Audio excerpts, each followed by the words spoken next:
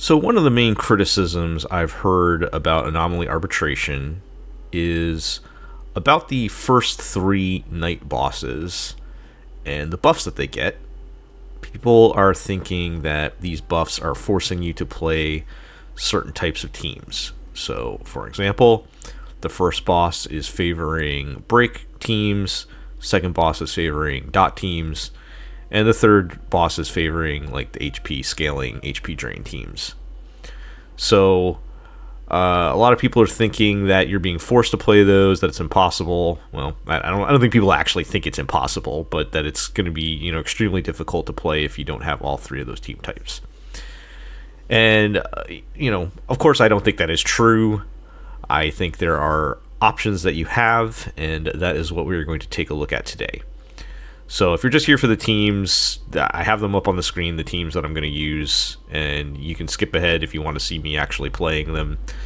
But before I actually do that part of it, I want to explain a little bit about my reasoning here on each team and why I picked who I picked.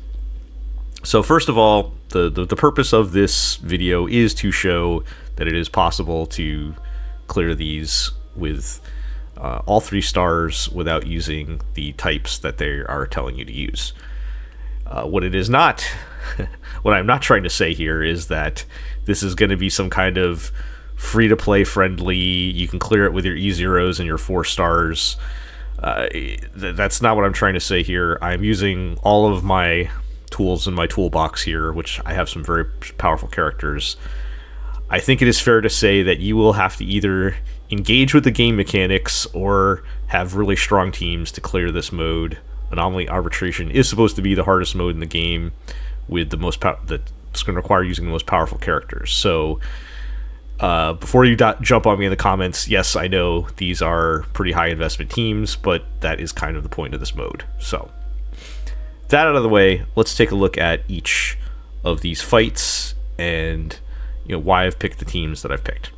So the first one, Night 1, has an ability called Resilient Armor, and this gives the enemies some pretty significant damage reduction until their toughness gets broken, which will remove the damage reduction. So a lot of people are interpreting this as you need to be using a break team to do this. However, I will remind everyone that you don't have to have a break team to break enemies. Anybody can do it so long as you have the right element or some way to weakness implant or ignore the elements. There are many different ways you can reduce toughness. So I think you actually have quite a few options in this particular fight. So what I ended up going with was not the most ideal team I had, because I think Phainon would have been better, but I saved Phainon for Team 2, which we'll talk about. What I ended up using was the Herta. Even though the boss is not Ice Weak, my particular team has Tribby and Jade, who can break the enemies in the first wave who have a lot of quantum weakness. And then I've got Linksha on my team to break the second wave, which has a lot of fire weakness. And it works particularly okay here because all 3 of those characters, really Herta too, all of them attack quite frequently, which makes it a little bit easier to break. That and just the Herta is very strong, so in a way you're kind of brute forcing it here. So the second team, the ability here is for every 1% the enemy target loses, it reduces crit damage by 3%. And between that and if we look at the enemies, those lovely stingrays are in this fight, which kind of leads people to believe that you should be using dot in this fight. So there are mechanics with the stingrays that make it so fighting against them with Kafka works pretty good. And the idea is that, dot does not care about crit. So if you reduce your crit to 0, then it doesn't matter. Conveniently too, the element types line up with Kafka, Black Swan, and Hysolin. So yeah, everyone's saying you should use dot. So if you don't want to use dot, the kind of two approaches I was thinking on this.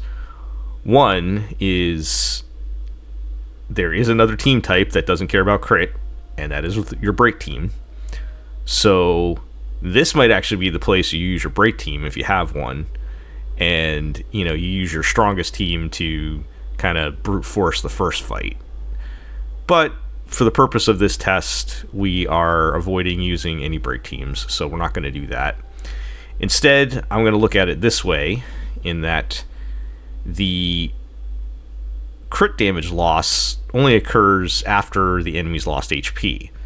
So your first hit, and maybe even your first couple hits, are still going to be capable of doing pretty decent damage. They're still going to be able to crit. It's really after they get, past like half their health bar that you're getting like nothing. So this is kind of the one that you would try to brute force. You would want to use teams that are going to hit real hard on the initial hit, as opposed to, maybe like a follow-up team, which might be a lot of small hits. You want, whatever your biggest single hit damage character might be, then that's the one to go for. So I would love to use casters here, but I am trying to avoid using the HP teams at all. So this is where I'm going to put my Phainon and just, hit them as hard as I can. Finally, the third knight actually has two buffs. The first one is you basically lose HP when you attack the boss. So right away, that is going to favor HP scalers, who are typically going to benefit from losing HP. And there's also an interesting ability here where all of the smaller enemies are just invincible. You can't do anything to them, so you can only hurt the big elite enemies. And that makes it so you're going to be taking a lot of attacks, and in a roundabout way that also helps your HP scalers. So, the HP loss thing, that can be mitigated. The damage can be mitigated with some good defense. But the second buff here actually gives us a little bit of an opportunity, because we can just ignore the small enemies. That means we finally have a fight in this game where single target damage might actually be good. Now, I'll put a little asterisk on that, because in the second wave of this fight, there are multiple... You actually fight 3 elite enemies at once. So, they still can't help themselves and still have to have multiple enemies. But you can basically just focus on one target at a time. And so to do that, I am picking the Feixiao team.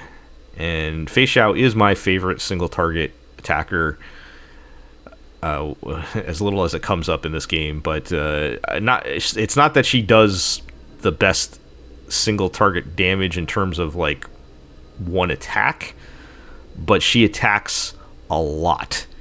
And if you're trying to keep your cycle count down, she is amazing. Particularly, as you see, I have her paired up with Robin, who will also give you a wave of extra turns, and you can do a lot of damage within one cycle. So I'm going to go with her on the third night here. So those are the teams. That's the strategy. There's a lot of different ways you could tackle this, but that's what I'm going to go into this one. Hopefully those pointers might help you in kind of picking another team if you don't have these exact characters. But let's go on now to the demos. Okay, so for the first fight, I've got the Herta team, as I explained. So for a little more details, I do have E2S1 Herta, E1S0 Tribi, E1S1 Jade, and E0S0, I don't have her light cone right, yeah, E0S0 Linksha.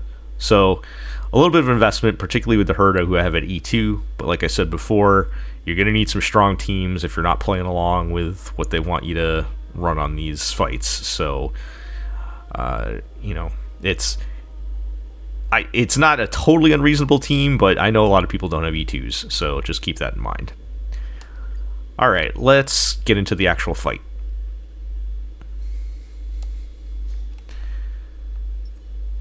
So again, we are depending on Jade and Tribby to break the quantum weak enemies in the first half, and we'll be depending on Linksha to break in the second half.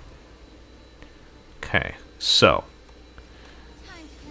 to start, I'm going to put Jade's buff on Herta just to keep the damage up.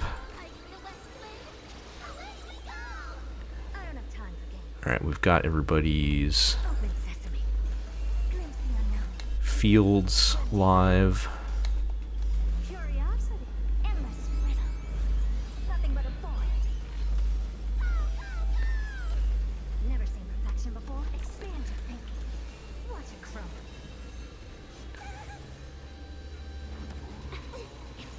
So I do have E1 Jade, which is nice because that makes it so no matter what, you're always building 3 stacks even if there's less than 3 enemies. So if you know how Jade works, every enemy that her contracted character hits, she gets a stack. So her E1 makes it so she can never get less than 3, basically, which is pretty cool.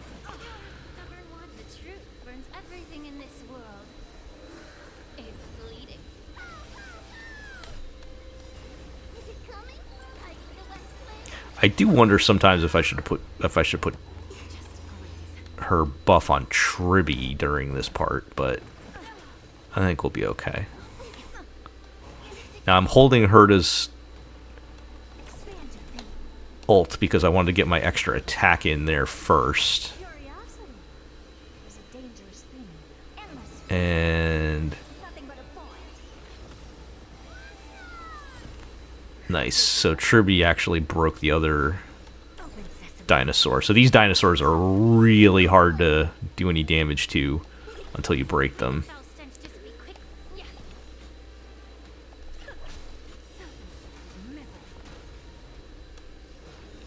So we got to finish them now while we can. And there we go.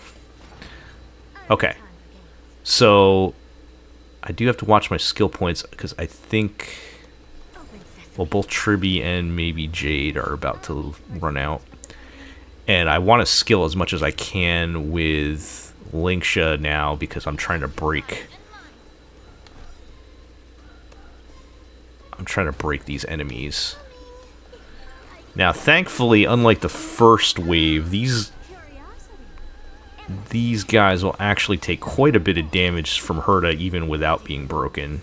She can just kind of brute force some of it. Like you can see, I mean, it's not amazing damage, but it's a pretty good chunk. And I might have, okay, good. So Jade's not quite up yet, but I would think her next turn I have to reapply her buff. And now I will switch it over to Linksha in this case. Okay, nice. So between her ult and calling up the bunny, I think we will break... Okay, not yet. Herta gets to go first. Okay, good. So that's enough to break. So now we can... Oh, it's still not time to refresh Jade yet. That's fine.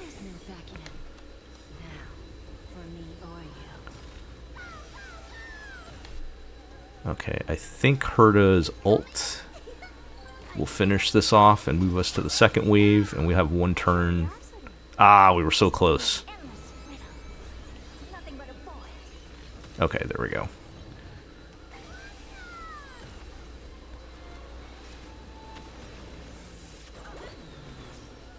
Alright, I need to watch my skill points. I think I'm actually going to... Oh, no, I should have enough, because Tribby will have a turn in there. Okay. Oh, yeah, see, look at that. Look at that damage, and they're still not even broken yet.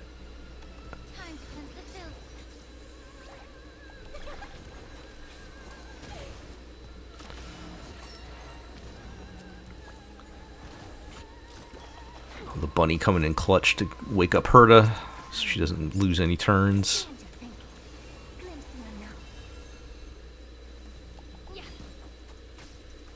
Okay, so now I'm going to apply the buff to Linksha so she can break a little faster.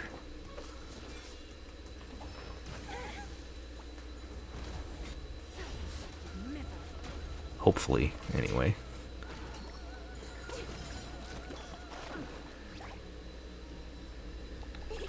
There's a lot of reasons why this boss is annoying. One of it is they do a lot of just applying dot instead of attacking you directly, which means you don't end up getting your energy from getting hit. At least not on the initial hit. Okay, so I'm going to try... Will this be enough to break them before...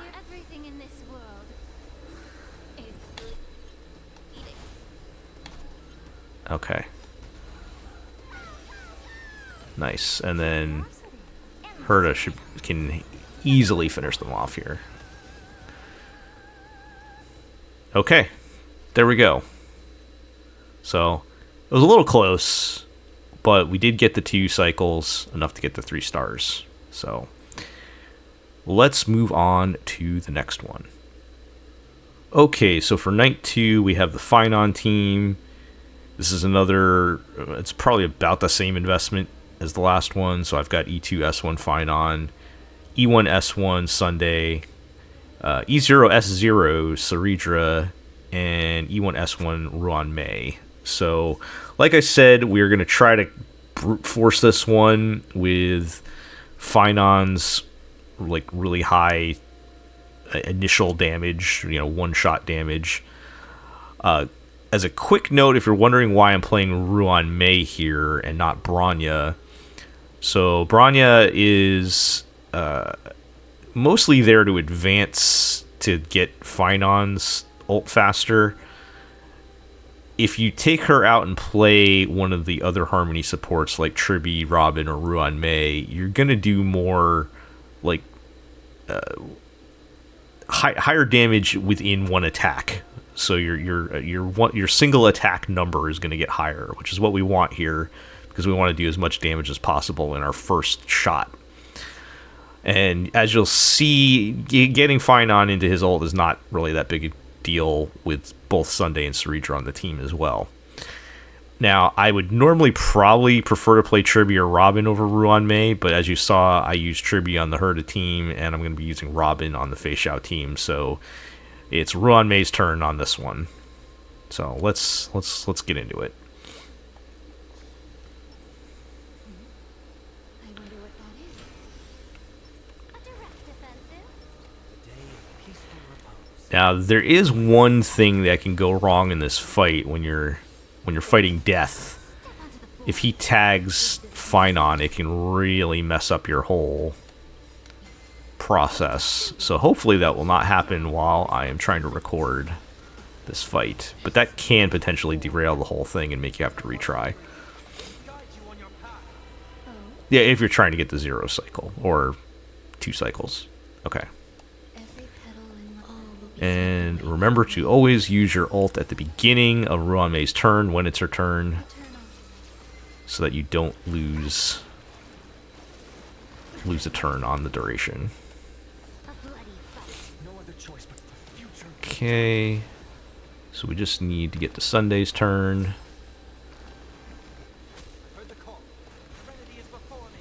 And that puts us exactly at 12 core flames, and we've got 6 Saridra stacks, so we're ready to just kick things off with a big double shot. Yep, so you can see that first one I still got nearly 1 million. Yeah, and I got 1 million on that one. Now this is when things are going to bog down a little bit, because I'm pretty much not getting much crit anymore. Oh, well, it didn't matter. Still got 600k.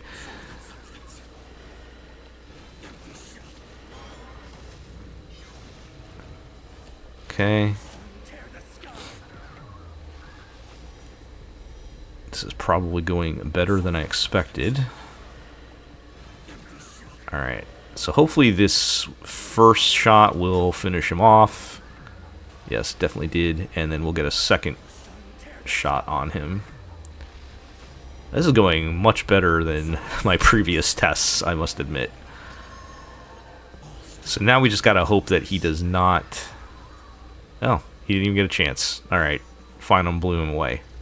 So there you go, folks. Just bring your biggest guns to that fight. I know most people are not going to have E2 Phainon, but still. I did 0 cycle it, so you got 2 cycles to play around with, even if you don't have E2 Phainon. So if you have E0 Phainon, maybe you can get it still within 2. Okay, let's move on to the final fight. Okay, so for the final fight, I've got the Feixiao team. I have E2 S1 Feixiao, E1 S1 Robin, E0 S1 Cypher, and E0 S1 Aventurine. Now, I picked Cypher here instead of Topaz, even though I actually have, I think, E1 Topaz or E2 Topaz, because the second wave does have 3 elite enemies, and so what my plan is to hit the enemies on the side first, hit the middle guy, and then use Cypher's ultimate to finish them all off at once, since she can hit 3 enemies. So let's see how it goes. And I do have Aventurine for the follow-up attacks to power up Feixiao, and also he's just really good for staying alive, because this is the hardest of the 3, I think, to just stay alive, given that you can't kill the small enemies and you're just going to be constantly getting attacked. But like I said, this means we can just focus on Feixiao hitting the big guys, which is not something that we often get to do. Now that damage was trash because we don't have Robin's ult up yet, which we do now. And Cypher's light cone defense debuff there is on now. So we should do much better damage this time, I think. Yes, much better damage. And the constant attacks from the little enemies just make Aventurine go crazy with the constant follow-up attacks, which is just going to get our Feixiao ult even faster. You can see, yeah, you can see he's just follow-up attack after follow-up attack.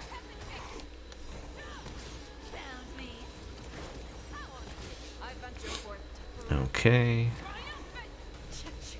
I don't think that's quite going to be enough to get him yet, so we might need one more ult here. I'm actually going to skill in the Aventurine, because, again, these guys hit pretty hard. I want to keep the shields up high. And with all these actions, you get Robin's ult back before it runs out, which is very nice. In fact, if Aventurine can get us one more ult from Feixiao before we have to move on, that'd be great, which we did. Okay, cool. So, alright, Robin's ult is out. I'm going to have her attack for the skill point, and then... Or, you know what? I'm not going to pop her ult yet. I'm going to let Cypher and Feixiao take their turns first.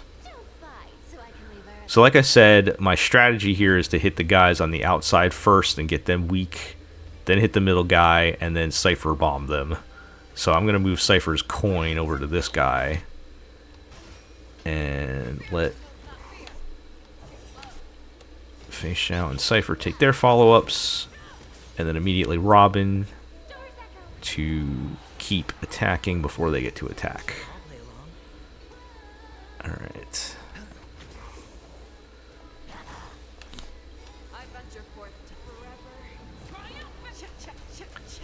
Oh, we're so close to breaking.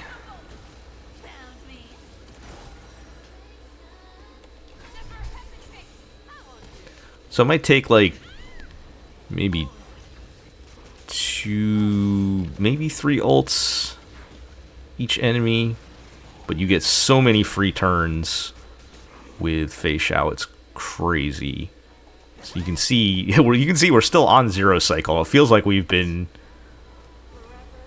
doing this forever. But nope. It's still 0 cycle.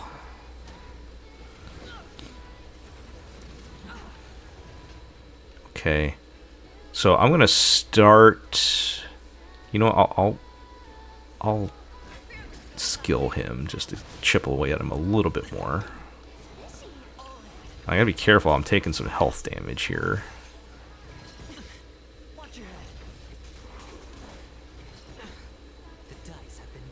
All right, come on, Aventurine, roll something. Oh, he only needs a 2 to go again. Oh, and of course he got a 1. Okay, I'm gonna start chipping away at this guy.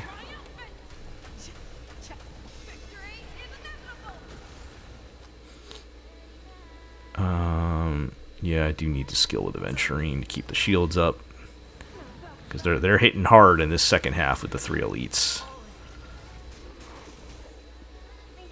Okay, and once again, very nice that we have Robin's ult already. I'm going to move Cypher's coin to this guy, and then hit Robin's ult. I do have to be careful because her next turn I need to skill again, so I have to make sure I have points for that. I think we're healthy enough that we don't need the Aventurine skill.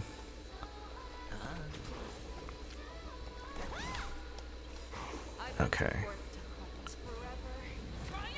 So we'll hit this guy, and then we'll turn to the middle guy now. Also, don't underestimate how much damage Aventurine is doing with all those follow-up attacks, because it does add up. You can kind of see the big guys getting chipped away there.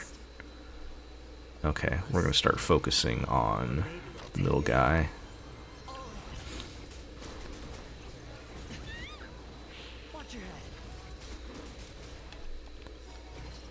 Oh, you know what? I should have saved. I should have saved the Feixiao ult and let Cypher change her coin. That'll be alright.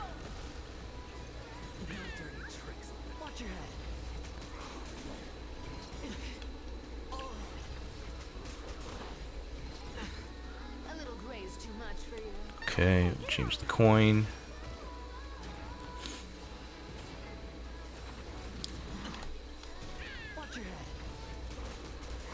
Oh man, they're really wearing me down here. Okay, that's nice that we get an extra shield in there. Okay, I gotta be careful. I've got 1 skill point. I do want to skill with Aventurine, so I'm actually gonna save that.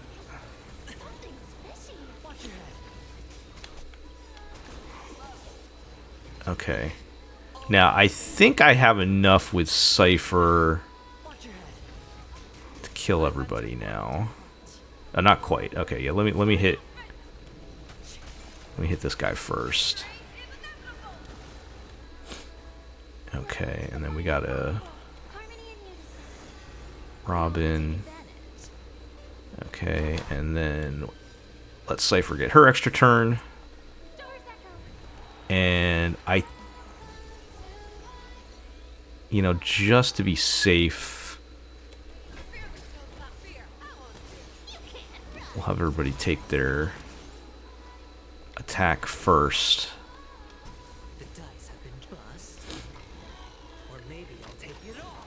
And I think it's going to be time to Cypher Bomb. If this doesn't kill them, I've got the Feixiao ult on deck. Nope, it didn't.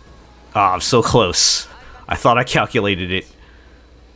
Oh, that sucks. Alright, well, we should be able to finish the job. There we go. Okay.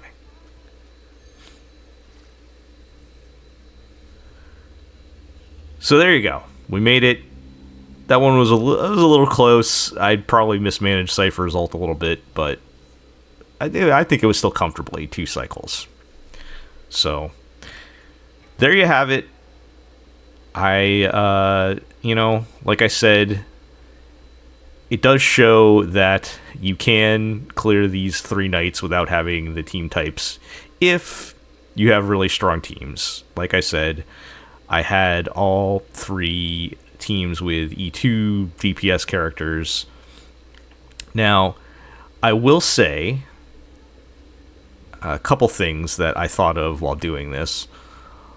One is I understand most people might not have a break team, a dot team, and an HP team, especially the dot team, because that's a little rare. There's really only one dot team, right, with Kafka, Heislands, and maybe Black Swan. But I do think it's very likely you have at least one of those. In particular, Casters is really popular. That's an HP team. She can do that last fight, or she can do any of these fights, including the King, which might be another topic for another time.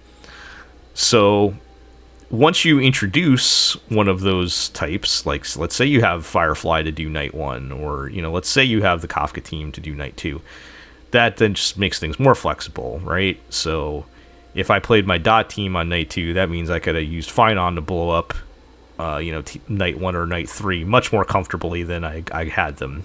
Like, let's say I didn't have Feixiao, right? I could have put Phainon on Night 3. So that does give you more flexibility, and just based on this experience and what I've seen other people do, I think it's very viable for a free-to-play player who has been playing long enough and collected some E0 teams to certainly clear, 1 or 2 stars. Maybe you can get to 3. And I don't think it's as hard as people are thinking. And you know what? If it's about the rewards or whatever, the shop rewards, from what I understand, are permanent, at least for now. So even if you don't get all 9 stars and you can't kill the King, get whatever you can out of it, and eventually you'll be able to get the rewards anyway. So you're not even really missing out on all that much. So nothing too much to stress about. Everybody chill. This is supposed to be a hard mode, but if you can't do it, don't feel bad. Just do what you can, and enjoy the game. So anyway, I hope that was helpful, or at least entertaining. If you liked this video, like, comment, subscribe, all those good things. And we'll catch everybody next time. Bye.